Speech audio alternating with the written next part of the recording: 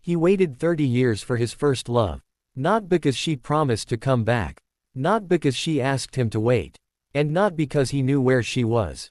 He waited because, somewhere inside him, he had never stopped believing that some people leave your life, without ever really leaving your heart. His name was Daniel Carter. He was 31 when he last saw Emma. And when he saw her again, he was 61. 30 years had passed. 30 years of birthdays. 30 Christmases. 30 winters. 30 summers. A lifetime of ordinary mornings and quiet nights. But for Daniel, one memory had remained exactly the same.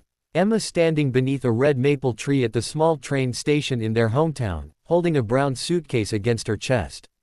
She was 29. Daniel was 31. And neither of them knew that the next few minutes would become the memory they carried for the rest of their lives. It had started when they were teenagers. Daniel first noticed Emma when they were 17. She had moved into the house across the street with her mother. Emma wasn't the loudest girl in school. She wasn't the kind of person who needed everyone to notice her. She was quiet, kind, and she had a habit of looking up at the sky whenever she was thinking. Daniel used to joke that she was always searching for something up there. One afternoon, he finally asked her, "What are you looking for?" Emma smiled. "Nothing." "Then why do you keep looking?" "Because sometimes," she said, "it's easier to think when you're looking at something bigger than yourself." Daniel didn't understand what she meant. Not then. But he remembered it. They became friends. Then best friends. And eventually, without either of them saying it out loud, they fell in love. Their love wasn't dramatic. There were no expensive restaurants or grand gestures. They walked home from school together. They shared one milkshake at the diner because neither had enough money for two. They sat beside the river on summer evenings and talked about the future. Emma wanted to become a nurse. Daniel wanted to become a mechanic and eventually open his own garage. They promised each other that no matter what happened, they would build a life together. When Daniel turned 21, he bought Emma a small silver necklace. It wasn't expensive, but he had saved for months to buy it. Emma held it in her hands and started crying. "What's wrong?" Daniel asked. "Nothing," she whispered. "I'm just happy." She wore that necklace every day. For years, Daniel believed that was how their story would continue. They would get married, buy a small house, have children, grow old together. But life doesn't always ask permission before changing everything. Emma's mother became seriously ill.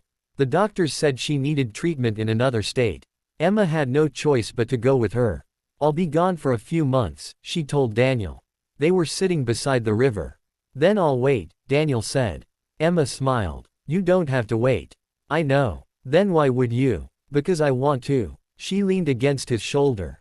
"I'll come back." Daniel believed her. 3 months became 6. 6 became a year. They stayed in touch through letters. Back then, long-distance phone calls were expensive, so they wrote instead. Daniel kept every letter Emma sent him. He placed them in a wooden box under his bed. But then, suddenly, the letters stopped. 1 week passed. Then 2. Then a month. Daniel called Emma's old house. Nobody answered. He wrote another letter. It came back unopened. He didn't know what had happened. He didn't know that Emma's mother had died. He didn't know that Emma had been struggling with grief, debt, and a life she could barely hold together. And Emma didn't know that Daniel was waiting. Years later, Daniel would learn that Emma had sent him one final letter. But it never reached him. The letter had been returned because Daniel had moved. His father had lost his job, and the family had been forced to leave town. By the time Daniel returned months later, Emma was gone. There was no phone number. No address. No social media. Nothing. Daniel searched for her. He asked old classmates. He contacted hospitals. He even traveled to the city where Emma had lived with her mother. But every lead ended nowhere. Eventually, people told him to move on. And Daniel tried. He really did. He dated other women. He went to work. He opened his own garage. He bought a house. He built a successful life. But he never married. Whenever someone asked why, he simply smiled. "I haven't met the right person." People assumed he was joking. He wasn't. At 40, Daniel still kept Emma's letters. At 50, he still wore the old watch she had given him. And every year, on the same day they had last seen each other, he went to the old train station. He never told anyone why. He would sit on the bench beneath the red maple tree. Sometimes for 10 minutes. Sometimes for an hour. Then he would go home. His friends thought it was strange. His younger brother once asked him, "Daniel, don't you think it's time to let her go?" Daniel looked at him. "I did let her go." "Then why do you keep coming here?" Daniel looked toward the railway tracks. "Because letting someone go doesn't mean you stop loving them." His brother didn't know what to say. Years passed. The town changed. The diner where Daniel and Emma had shared their milkshake closed. The school was demolished. New buildings replaced old houses. But the red maple tree remained. And so did Daniel. Then, on his 61st birthday, something happened. Daniel was working at his garage when an elderly woman walked in. She carried a small cardboard box. "Are you Daniel Carter?" Daniel looked up. "Yes." The woman hesitated. "My name is Margaret." She placed the box on the counter. "I think this belongs to you." Daniel frowned. "What's inside?" "Something someone asked me to keep safe." He opened the box. Inside was a silver necklace. Daniel stopped breathing. It was the necklace he had given Emma 40 years earlier. His hands began to shake. "Where did you get this?" Margaret sat down. "From my daughter." Daniel stared at her. "Your daughter?" Margaret nodded. "Emma." The world seemed to become silent. Daniel couldn't speak. After 30 years of wondering, the name he had carried quietly inside himself was suddenly standing in front of him through a stranger's voice. "Where is she?" Margaret looked down. "She's alive." Daniel closed his eyes. For a moment, he couldn't move. Then Margaret continued. "She has been living in Oregon for many years." Daniel's voice broke. "Why didn't she come back?" Margaret looked at him sadly. "She thought you had forgotten her." Daniel almost laughed. Not because it was funny. Because it was impossible. Forgotten her. Margaret reached into her bag. She pulled out a stack of old letters. "I think you should read these." Daniel recognized the handwriting immediately. Emma's handwriting. His hands trembled as he opened the first letter. "Daniel, I don't know if you'll ever receive this. I don't know if you'll still care. But I need you to know that I never stopped thinking about you." He read another. And another. There were dozens. Letters written over the years. Emma had written to him on birthdays. On Christmas. On rainy days. On the anniversary of their last meeting. She had written when she was 29, 30, 35, 40, 50, even 60. But none of them had ever reached him.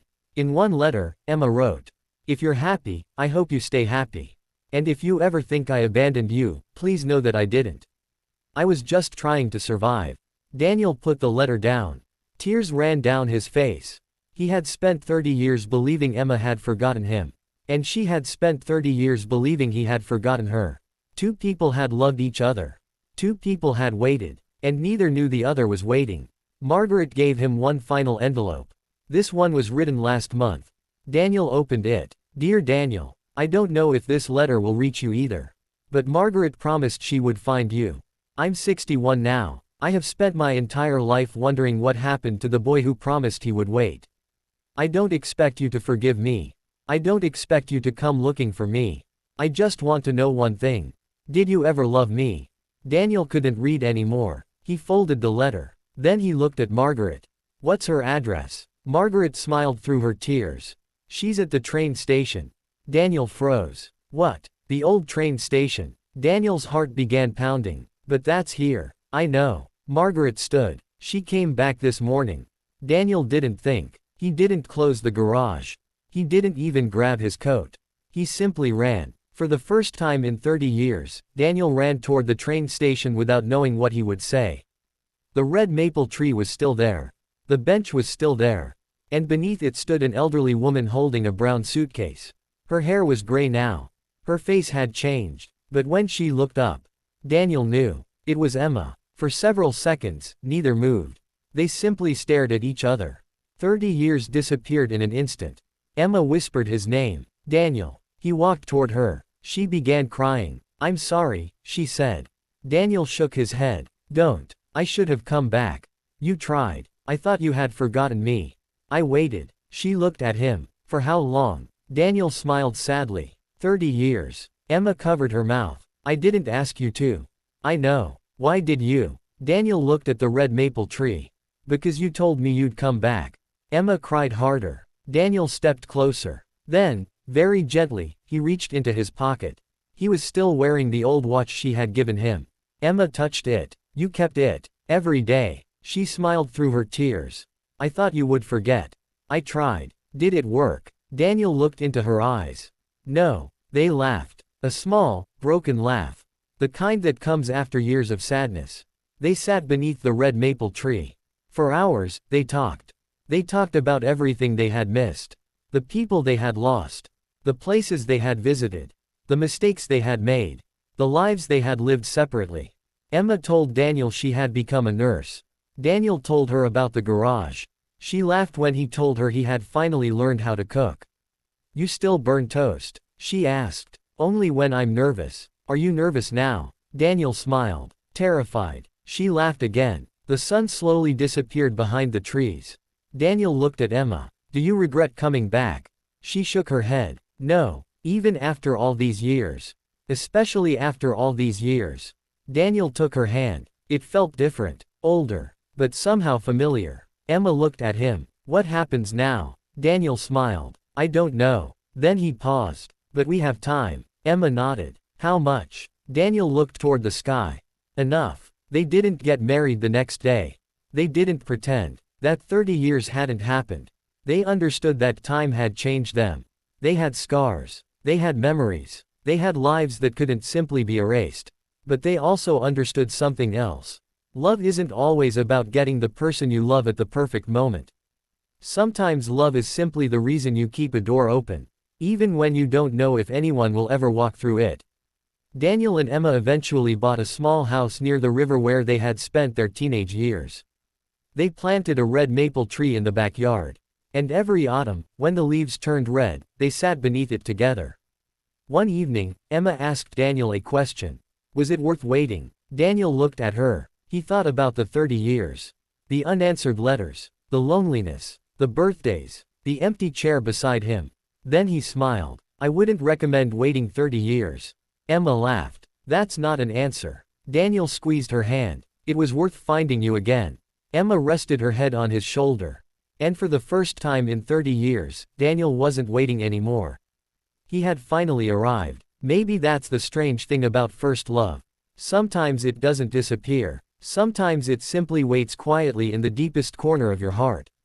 Not demanding. Not calling. Just waiting. And sometimes, after years of silence, two people find their way back to each other.